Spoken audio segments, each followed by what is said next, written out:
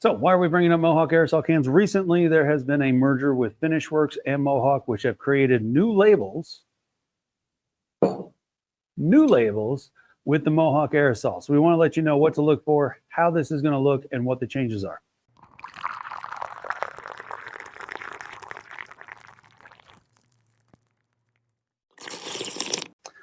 So this change has been recent. This is not something that's been months in the making. So therefore, some of these cans that are still on the shelf, still new, still good, may have the old labels. Some of them may have the newer labels. So we just want to let you know that if you get a can with this blue label on it, that doesn't mean that it's old. This is a transition period. Usually takes about 3 months in total. So therefore, you may get some older stock that isn't actually older, just has the older label on it, or you may get the new label. So with the cans, there still are going to be the same 13 ounces of net weight. Now, I want to describe real quick what that means. So when I say that there's 13 ounces of net weight, that doesn't mean the volume that's actually inside this can, because I've seen some stories and I've seen some posts somewhere where someone says there's only 4 ounces of lacquer in this. Some people say there's only 8 ounces of lacquer in this. But I want to let you know that it's the weight. So that's 13 total ounces of weight, not necessarily the volume, because these can handle quite a bit, much more than you would think your regular 12-ounce cans are. These cans are usually filled complete with 13 ounces of actual lacquer, let's say, for instance, depending on what it is. But let's say the fluid inside that you're trying to spray is going to be lacquer. It's usually around 13, and then you have about 3 ounces of propellant. So that means that these cans will go much further than the standard cans that you can get at the box store, okay? One of the things I like to point out is that when you get a can and it's brand new, you want to look for the black dot. Look over here. This black dot will tell you that inside this can there is a straw, and the straw goes down to the very bottom.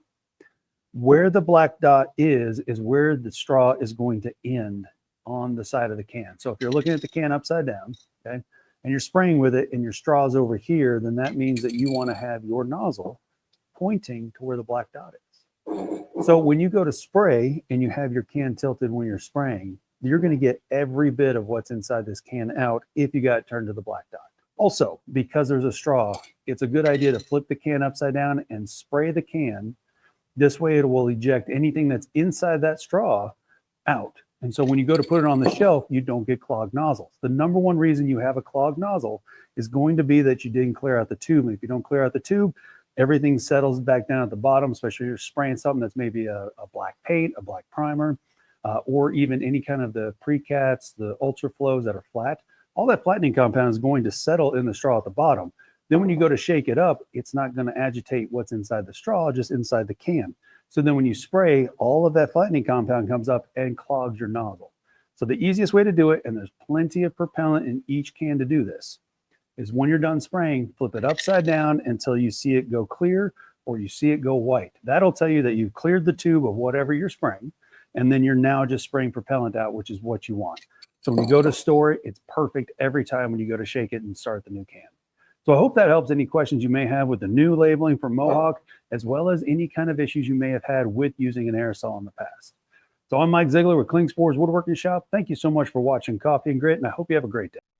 Today's presentation of Coffee and Grit is brought to you by Woodworker Joe Whole Bean Coffee, a perfect blend of light, medium, and dark roast, roasted and packaged right here in North Carolina, exclusively at woodworkingshop.com. If there's a product you'd like featured on Coffee and Grit, let us know at 800-228-0000 or email us at tech@woodworkingshop.com.